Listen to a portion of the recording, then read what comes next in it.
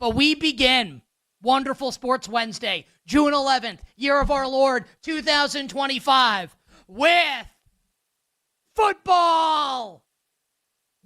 Oh yeah. We begin with football. OTAs, minicamps, absolutely the best. And we are going to take the conversation to the AFC North, where I think there is a really fascinating subplot that is in the process of developing, will develop over the course of the summer. And I think by the time we hit the end of August, beginning of September, that this may be at a fever pitch. I think Baltimore is going to be the best team in the AFC North in the regular season, win the division. Going to be tough to make a case against the Ravens. And I think they'll flame out in January like they always do with Lamar Jackson and John Harbaugh, but I think they will win the division. Who's the second playoff team going to be out of the AFC North? Which team is going to come in second to Baltimore in the division and make the postseason? Because I think the AFC North is getting at least two teams in the playoffs this year. The betting market would have you believe. BetMGM would have you believe. All the social media geniuses would have you believe that the team likely to finish second, maybe even catch the Ravens for first in the AFC North, Joe Burrow and the Cincinnati Bengals. But the Bengals have an issue. The Cincinnati Bengals are combustible. The Cincinnati Bengals are volatile. And not volatile in a good way like we sometimes talk about with sports betting. Volatile in a bad way where things could really blow up and go awry.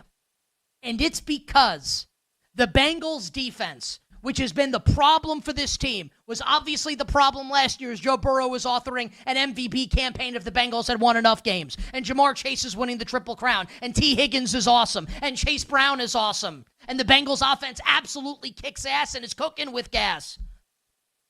The defense is what holds them back. And they try to address it in the first round of the NFL draft. Here's Shamar Stewart, who had 1.5 sacks last year. But maybe Al Golden can unlock him. And maybe Trey Hendrickson coming back could lead the NFL in sacks. And he's been amazing over the past couple seasons. 35 sacks in the last 2 years for the Cincinnati Bengals. But the Bengals are doing what the Bengals do best, and that is alienate players on their own roster, and alienate big-name players on their own roster, and alienate fan-favorite players on their own roster. We know Trey Hendrickson's unhappy. How do we know? Because whenever someone puts a microphone in his face, he's all too happy to tell you. When he goes, some people go on Instagram to check out thirst traps. Whatever it is that you're into. I'm not judging, but some people use Instagram for that. These days, I'm looking at vacation destinations in Italy because I'd like to go to Italy next year. What does Trey Hendrickson do on Instagram? Cryptic posts like he's a wide receiver killing the Cincinnati Bengals. Somehow, some way, Shamar Stewart, who's not signed his rookie deal. And by the way, the Bengals are wrong in this situation because the Bengals are trying to like make a stand here and get new language in Shamar Stewart's contract, like set a new precedent. The whole thing is asinine. It's ridiculous, just like the Bengals are in general. Shamar Stewart is doing media availability at his locker. He hasn't signed yet. He's in the locker room killing the team. Like this is something out of a sitcom. Like this can't be. This is like the Kate Hudson show that I watched on Netflix when they presented the Lakers Running Point. That's like something out of a Netflix show. That's not real life, but it is. But it is real life. It is real life. Shamar Stewart said that the Bengals are more interested in winning arguments than winning games. I think Triple H and WWE should call him. It's a hell of a line. He might have a future as a professional wrestler. But while that quote garners all the headlines, Shamar Stewart also said that star players on the Bengals have told him that he's doing the right thing. By star players, who do you think he's talking about? You, the person watching, you, the person listening. I'll give you 4 guesses. Here they are. Joe Burrow, Jamar Chase, T. Higgins, Trey Hendrickson. Ding, ding, ding. Now, maybe Joe Burrow is just good enough that it doesn't matter. And he drags that ass over the finish line. And they're in the playoffs, and they get the job done. And Chase wins the Triple Crown again, and Higgins is awesome. And I love Chase Brown. I love this offense. Tell you what, though. I don't love Zach Taylor. I know they went to a Super Bowl, which seems, as we're going through the years, it's a little Steely Dan for everybody. It's Yacht Rock season. Kind of feels like that was a bit of an anomaly, right? That happened. They probably got lucky with Burrow and Jamar Chase in the draft. I don't feel like Zach Taylor's the best guy to navigate through these choppy waters. I got questions about the Cincinnati Bengals. And that takes us to the team that the betting market thinks is worse than Cincinnati. Bengals win total at BetMGM, 9.5 juiced way over. And that's Aaron Rodgers, Mike Tomlin, DK Metcalf, and the Pittsburgh Steelers. Win total 8.5 juiced under.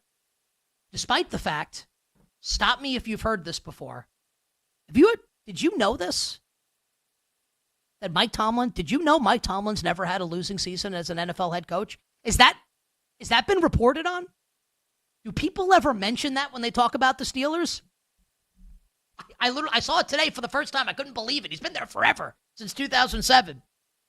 And think about some of the quote. A lot of that's with Ben Roethlisberger. Here's Mason Rudolph. Here's Duck Hodges. Here's Kenny Pickett. And now, here's Russell Wilson and Justin Fields. Now here's Aaron Rodgers. And I know it's en vogue to hate on Aaron Rodgers. And everybody, I'm being serious now when I say this. I don't agree with everything Aaron Rodgers says, but the fact everyone, the hate for Aaron Rodgers, I think it's personal with people. Like when, I don't even want to say the name of the person. Well, I'm not voting Aaron Rodgers for MVP because I don't think he's a nice guy. People, it's RDS, honestly. It's Rodgers derangement syndrome. So when Aaron Rodgers says something that I think is totally defensible and a really cool thing to say, which is and look, he's out there, obviously. He is. But when he says, I've made decisions fueled by ego and they never fulfill me, this is a decision driven by my soul. And I'm going to be happy no matter what happens. You can think okay, what drugs is this guy on? Ayahuasca is the answer. But you might think that, what drugs is he on? And you might hate him because of what he says about the government or conspiracy theories or whatever. That's a perfectly reasonable thing I'm 42. I think that's a perfectly reasonable thing for a 41-year-old to say. I got no problem with it. And Rodgers is still,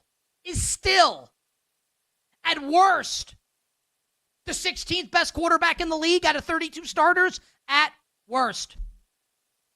And the Steelers, 1 through 53, the Bengals might have better top-end talent.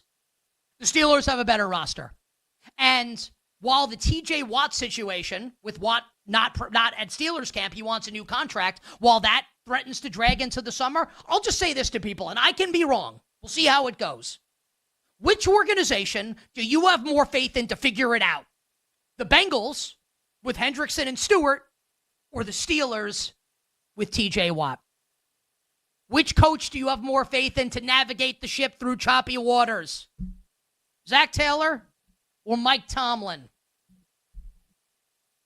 You can all hate Aaron Rodgers, and I'm not going to try to convince you to like him. I don't care, and it's not my job. But what I do know is that Aaron Rodgers can still play. With an awesome defense behind him, with talent on every level of that defense.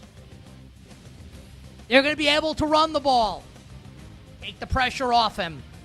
And Mike Tomlin, as you might have heard, has never had a losing record as an NFL head coach. You make me pick right now, I'll take the Steelers for more regular season wins than the Bengals, and you get plus money on that bet across the board any way you slice it.